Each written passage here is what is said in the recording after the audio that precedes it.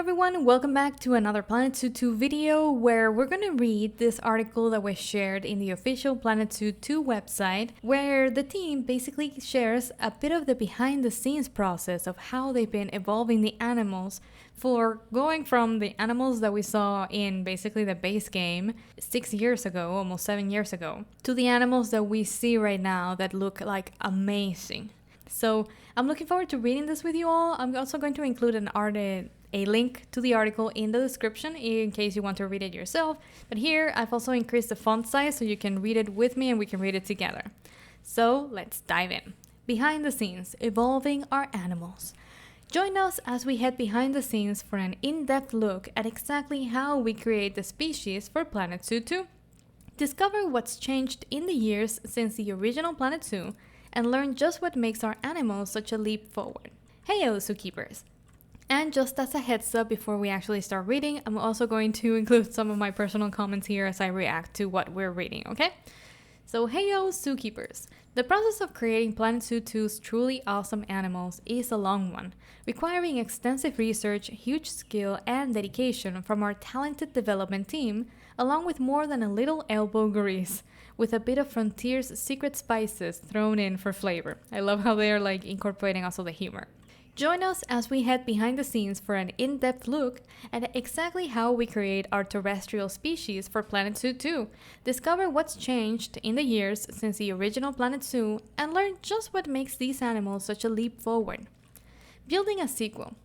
When creating the animals for Planet Zoo 2, we found ourselves in the privileged position of starting from a solid foundation, with over 7 years of development on the original Planet Zoo to build upon. After bringing over 200 animals to life, we had a wealth of information, established processes, and ingrained knowledge, which really enabled the team to hit the ground running for Planet Zoo 2.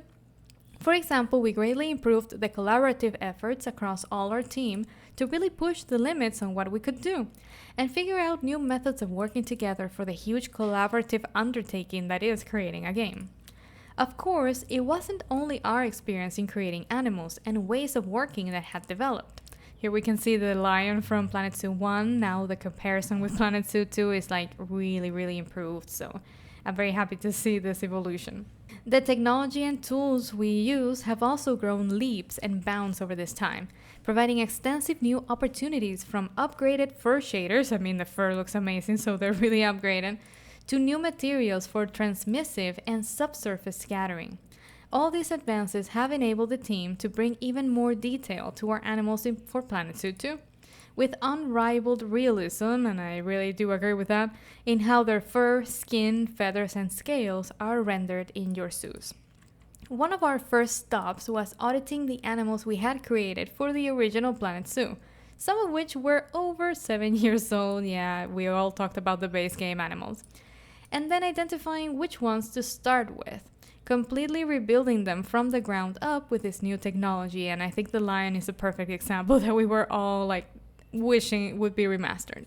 From the very beginning, our community has been invaluable in building this sequel. You've been with us all the way, you just may not have realized it.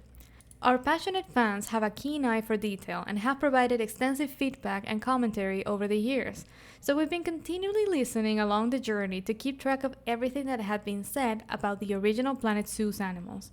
We dove into the forum posts, watched hours of videos, and scored your wish list to build an extensive hit list of where to focus and make Planet Zoo 2's animals even more special. We even spoke to you directly, using surveys to gauge how some of our early ideas would rank across the community. I know that was like the hardest survey to take, really. If you took the survey, you know how hard it was to choose between the different options. I mean, I personally wanted all of them. Wherever possible, we folded all of your feedback into our approach to Planet Zoo 2's animal, making it a truly collaborative effort between our development team and the community. Now, hitting the books. Creating awesome true-to-life animals is at the heart of our approach to Planet Zoo 2, so there's no better place to start than looking to the natural world. When designing an animal, we conduct extensive reference gathering and research, from trips to the zoo to online research and consultation with experts. For every species, we source from publicly available wildlife photography to build huge compilations of reference for each species. Through this process, We've often been very grateful to the photographers who capture the most unusual angles of animals. Sometimes it's really not clear what the undersides of paws or the back of heads look like from general reference gathering. So these more specific shots are a fantastic help. That's something that we don't really think about. It's true. Like when you see an animal, you usually see it from the front, but not from the back, and it makes sense what they're saying. We also watch huge amounts of footage of animals, including everything from nature documentaries to YouTube deep dives. This footage is especially useful in helping us understand how the underlying anatomy works, what body landmarks are useful for sculpting in the model, how the animals look in motion, and what behaviors we can expect to see from them. Here we can see a real lion with the babies with the cubs.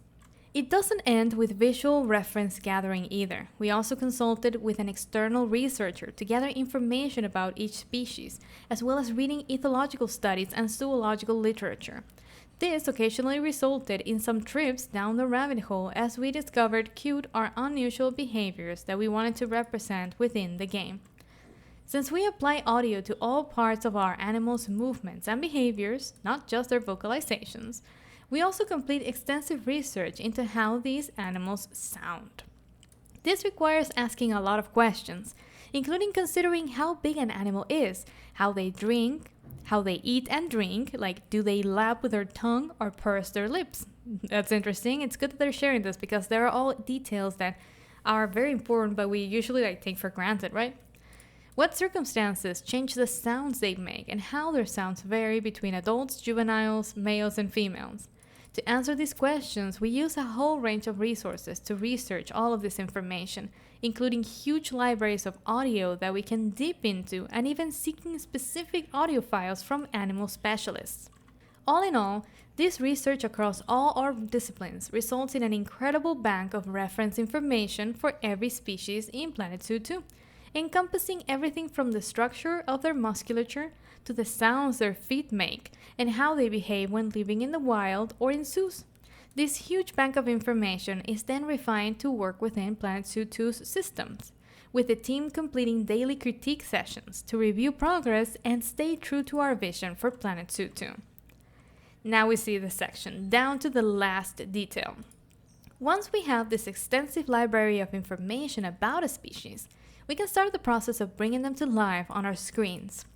We don't create concept art for our in-game animal models, since what better reference is there than the natural world? First, our character art team sculpted a 3D model of the animal in ZBrush, using our reference materials to translate the species anatomy and form into a high polygon sculpt. You can see this high polygon sculpt over here. The model is then taken through retopology, a process where the high-detail ZBrush sculpt is taken into our 3D software Maya, and a low-poly game-ready mesh is created. This allows us to create an in-game asset that features a high level of detail and fidelity, while reducing the overall size of the model so that it can be rendered efficiently in-game for a smooth gameplay experience. This process also involves creating loops in the topology, which are suitable for all the different animations the animal will do, without deforming the model.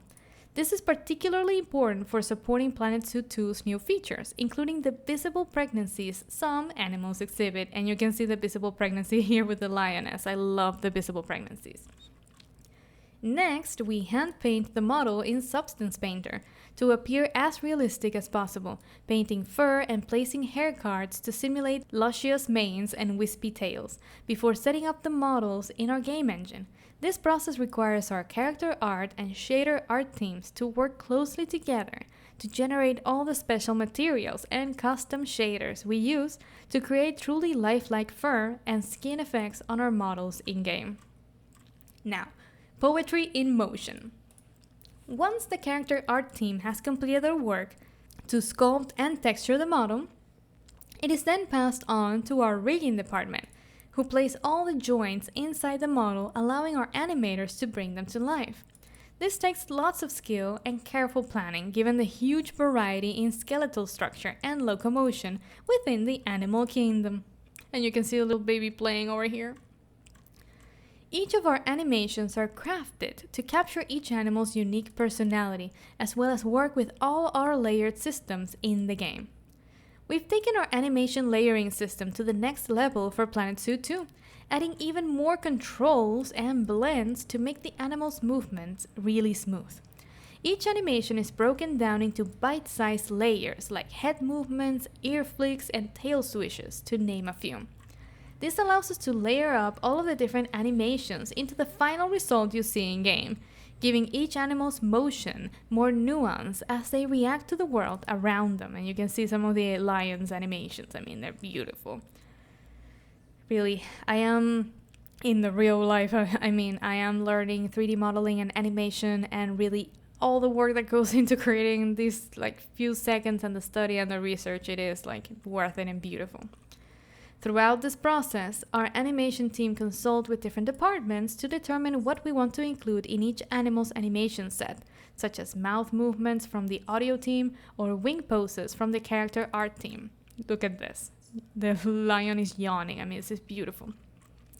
Each species presents unique challenges in how they move, meaning every animation requires a slightly different approach, but the team loves pushing their skills in different ways to bring each and every species to life. Okay, so now the sound of nature. Next, it's time to give our animals their voice.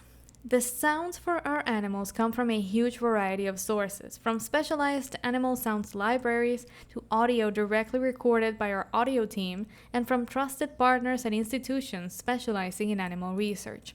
To manage the complexity of movement and behavior for our upgraded Planet Zoo 2 animals, we also had to expand our existing footstep and movement library, as a real-world recording of an animal might have happened on grass, when we would also want our animals to climb or traverse diverse environments. The audio team need to create all these layers separately so we can recombine authentic sounds for every possible combination that you can build in Planet Zoo 2, requiring this massive variety of sources to work from. For our Planet Zoo 2, we completely rebuilt the way animals produce sounds. To ensure perfect sync as animals run, swim, and climb, all Foley sounds are now bound directly to the skeletal movement of each animal. Data from body, head, and tail movements help determine how an animal moves across the diverse environments you create. So animation-driven audio remains in perfect sync with the expanded movement sets of the animal. Here you can see the lion roaring, and of course if you had the sound on, you would hear the roar. For the crucial area of vocalization, we focused on improving how animal welfare is communicated, increasing the diversity of calls and creating more audible interaction between animals of the same species. The animation and audio teams work very closely to create more variety in these vocalizations. Jointly, they developed a new system called ADP, Audio-Driven Partials. This system uses the volume curves of each vocalization to directly animate the animal's mouth and other body parts, forming a unified presentation where the vocalization and animation are locked in sync automatically. I mean, this is amazing. This has allowed us for the first time to create vocalizations of varying length and expand their variety and rhythm beyond the previously fixed length of hand-authored facial movement. You can see the lioness over here, yawning or stretching. And both. Beautiful. By this point, we have the animal's movement and vocalizations ready, but we also wanted to improve player feedback about the animal's welfare and general surroundings. A background vocalization system continuously scans all animal brains, more on that in a moment, triggering vocalizations at the correct time to match the animal behaviors and moods. These procedural-driven vocalizations are a vastly improved system compared to the original Planet Zoo, which was more random and less representative of the welfare state of the animal. With the animal brain and mood determining the sounds they make, this results in much more reactive and authentic audio. You can see here the lions just in a fight. This system also brings emergent audio behavior to our animals in Planet Zoo 2. For example, if an animal is unhappy because they don't have access to enough food, they might vocalize to indicate this. This can even spread across the other animals in the habitat, leading them to all let the player know their collective displeasure. Seeing these new systems work together has also resulted in us discovering some wonderful new unplanned behaviors from our animals. We noticed that when something good happened to make our chimps happy, this automatically created a crescendo of excited and happy chimp sounds rippling across the habitat, which would then gradually dissipate as their moods returned to a neutral state. These sort of organic events are not directly engineered by us and are a happy consequence of your park management. It's years of research and cooperative development coming together in interesting ways, which we can't wait for you to discover. Awesome. Next, we go to animal instinct. Outside of the huge visual and audio improvements we've made to our animals for Planet Zoo 2, we've also entirely rewritten the animal brain from the original Planet Zoo. Animals in Planet Zoo 2 are now more reactive and think about their decisions more than ever before, using a dynamic system to take into account things like the time of day, the season, the weather, their internal state, and even the actions they've performed previously. Beautiful. When creating a new behavior for an animal, we first consider whether they will want to showcase as part of their standard routine or as a behavior that is performed in response to something. If it's a reactive behavior, we consider what sort of triggers make sense. For example, if an animal comes across something that scares them, they should do their best to avoid it. We also consider what factors might cause a behavior to occur more or less often as a result. For example, these scared animals will be less likely to use enrichment objects. As part of this improvement of the animal brain for Planet Zoo 2, we rewrote our entire behavior system structure, which makes creating specific combinations of actions a lot easier. An action like sleeping in the original Planet Zoo may have had only a few special cases, but it was generally restricted to an animal being on the ground and in shelter. Now, with our new system, we're able to specify unique cases for each situation an animal can find itself in. Whether on the ground, climbing, swimming, or even in the sky, animals can adapt to activities like sleeping for each of those situations. These behaviors also need to look appropriate for both zoo and wildlife reserves, and we are incredibly mindful of authentically representing the animals in both locations. After all, an animal in the wild may behave differently to an animal in a zoo. This change in animal behavior extends to how they cope with their welfare needs. In the original Planet Zoo, we had a long list of behaviors that influenced how an animal would best try to preserve their welfare, leading to repetitive cycles of animals sleeping, drinking, and eating, with little time to do anything else. For Planet Zoo 2, we have slightly detached the behavior system from animal welfare, allowing animals the ability to present a wider variety of actions than you see previously.